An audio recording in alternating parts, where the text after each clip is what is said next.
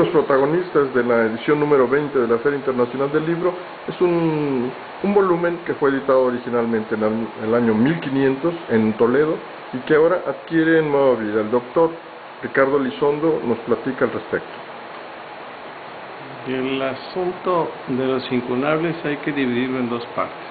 Si la palabra incunable se utiliza en la forma popular del término, que significa que son volúmenes solamente impresos antes de 1500, y si lo tomamos en su acepción verdadera, que significa libros impresos bajo determinada tecnología.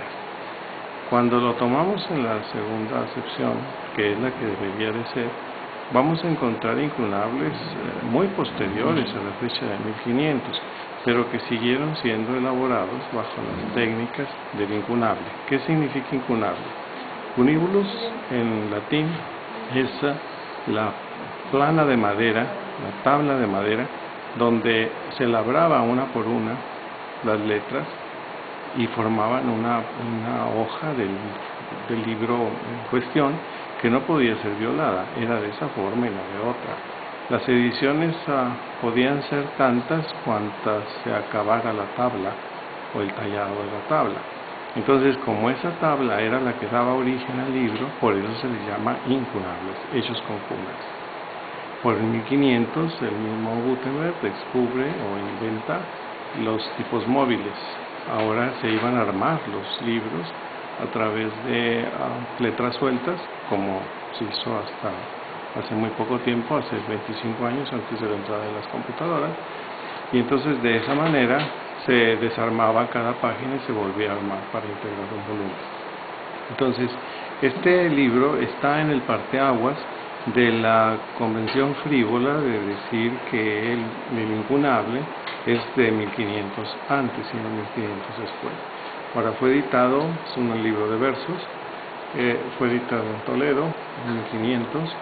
Hay que recordar que en ese momento Toledo vivía el gran prestigio de ser la ciudad de los traductores, de la ciudad de la erudición, la ciudad que permitió la convivencia de tres grandes sabidurías, que era la musulmana, la israelita y la propia que crecía, la decadencia de Roma, que ya era una suerte de romance y que ya era español. Es un libro que procede de Babel, prácticamente. Pues sí, de esa Babel, de esa mezcla de lenguas que estaban en Toledo, en Castilla. Entonces, el contenido del volumen, son versos, está hablando sobre la forma en que el cuerpo y el alma empiezan a contender para salvarse uno o el otro. El cuerpo pide a un lado y el alma pide a otra.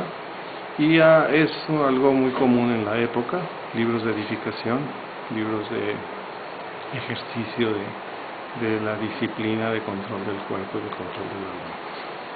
Y luego, ¿por qué lo estamos celebrando? Porque no se tenía noticia de otro ejemplar, excepto el que existe en la Biblioteca Británica. Y en la biblioteca nuestra no se había, esto de decir un encuentro, bueno, ¿qué pasa?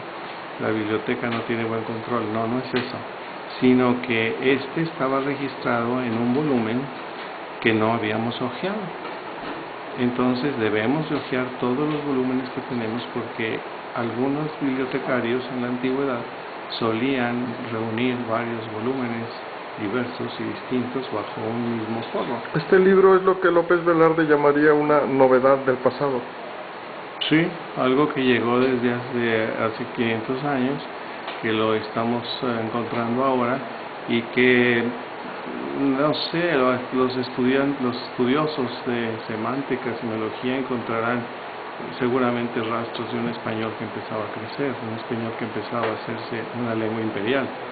Todavía faltarían 20 años para que España fuera verdaderamente un imperio, pero ya comenzaba a ser el imperio porque habían expulsado a los musulmanes y al menos España misma, la península ibérica, ya era de España. Entonces, eso es lo que estamos celebrando. Se trata de uno de los grandes aportes de la Feria Internacional del Libro en su 20º aniversario. Gracias, doctor. Hasta luego. Gracias.